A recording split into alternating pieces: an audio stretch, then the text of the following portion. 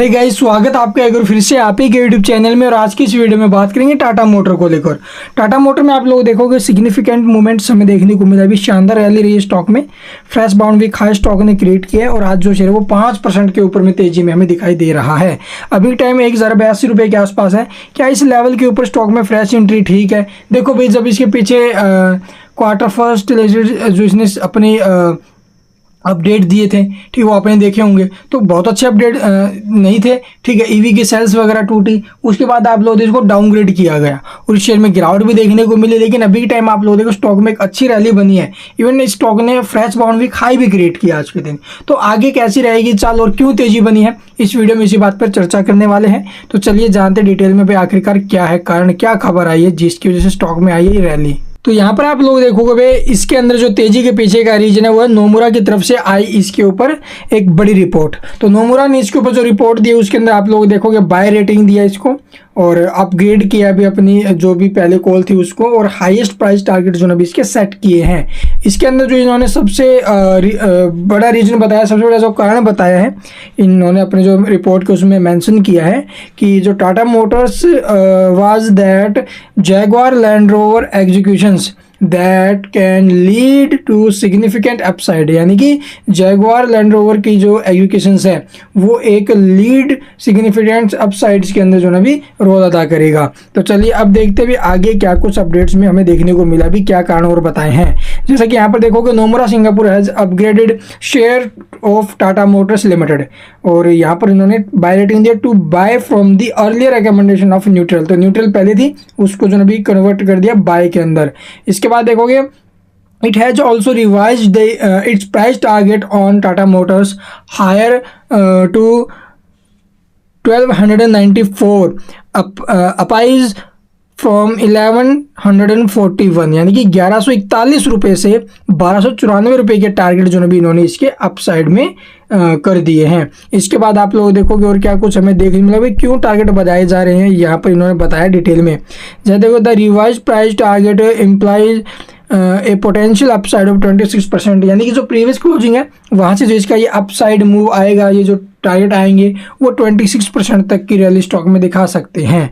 This is also the highest price target for Tata Motors on the street by any analyst. तो आप लोग देखोगे इसके अलावा आप लोग देखोगे भी क्या है कि जो टाटा मोटर्स है ये अन्य विश्लेषकों के भी द्वारा भी जो भी पसंदीदा स्टॉक बना हुआ है अभी के टाइम।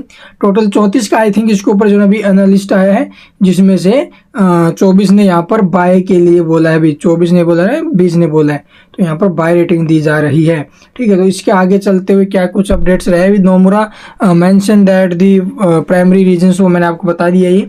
ठीक है, इसके बाद आप लोग देखो एडिशनली इसके अलावा the brokerage said that Tata Motors propose demerger plan. तो इन्होंने डीमर्जर का भी प्लान प्रपोज किया हुआ है, तो ये इसका दूसरा कारण है अभी। ठीक है, पहला कारण तो क्या हो गया, अभी इसकी जो एग्जीक्यूशंस की है जैगवार लैंड रोवर एग्जीक्यूशंस की, उसके कारण, और दूसरा क्या है अभी टाटा मोटर्स में तेजी के पीछे का रीजन आप लोग देखोगे। दूसरा इन्होंने बताया डीमर्जर प्लान, जो इसका कमर्शियल व्हीकल और जो पैसेंजर व्हीकल्स है इन दोनों बिजनेस को अलग कर देगा। ठीक है, ये एक इसका दूसरा सबसे बड़ा कारण बताया जा रहा है आने वाले टाइम में रैली के पीछे। इसके अलावा आप लोग देखोगे हमें क्या कुछ देखने को मिला है। ये देखो भाई, Nomura has raised the target multiple for JLR to 3.5 times its enterprise value to EBITDA from 2.75 times given potential upside, यानी कि इन्होंने आप लोग देखोगे JLR के लिए टारगेट्स मल्टीपल को आप लोग 2.75 जो टाइम है उसे बढ़ाकर 3.5 टाइम कर दिया है भाई।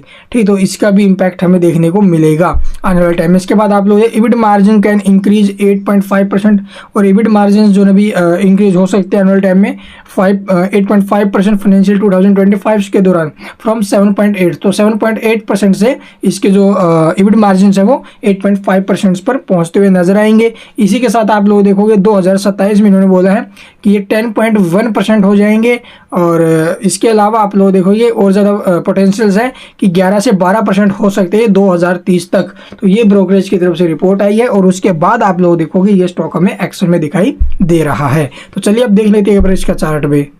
तो यहाँ पर देखो अभी स्टॉक में एक बिग ब्रेकआउट हमें देखने को मिला है। ब्रेकआउट जो हुआ है वो आप लोग देखोगे भी 1050 के आसपास है। और पीछे स्टॉक में जब गिरावट हुई थी तब भी मैंने आपको बोला था कि मौका है स्टॉक में, लगभग 914 से 923 रुपये के आसपास का सपोर्ट नीचे में पकड़ के चलेंगे और ये स्टॉक ऊपर में आपको जो है अभी फिर से 1050 रुपये तक के मूव दिखाएगा, बट उसके लिए पेशेंस रखना पड़ेगा। जिन्होंने पेशेंस रखा उन्हें आज आप लोग देखोगे ये रिटर्न्स भी मिले होंगे। तो अभी टाइम सपोर्ट की मैं बात करूँ तो 1051 का सपोर्ट ठीक है, और ऊपर में टारगेट से अगर हम बात करें तो स्टॉक हमें टारगेट दे सकता है 1123 रुपये के आसपास तक। तो ये इसके लेवल रहेंगे। इसके अलावा कुछ पूछना कमेंट में पूछ सकते हो। And thank you for watching the video.